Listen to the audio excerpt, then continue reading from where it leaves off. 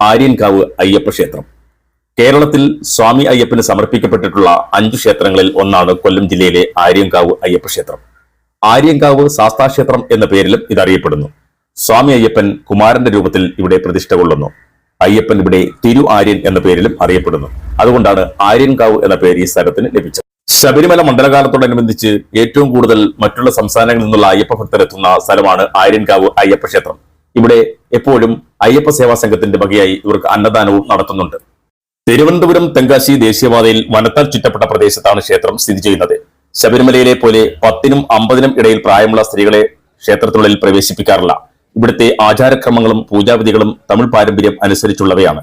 ശ്രീകോവിലിനുള്ളിൽ ദേവി, ശിവൻ, ശാസ്താവ് എന്നിവരെ പ്രതിഷ്ഠിച്ചിരിക്കുന്നു. യുവാവായ അയ്യപ്പൻ മധ്യത്തിലും ദേവി ഇടതുവശത്തും ശിവൻ വലതുവശത്തുമാണ് ഇരിക്കുന്നത്. പരശുരാമൻ പ്രതിഷ്ഠ നടത്തിയ 5 ധർമ്മശാസ്താ ക്ഷേത്രങ്ങളിൽ ഒന്നാണ് ആര്യൻകാവ് ധർമ്മശാസ്താ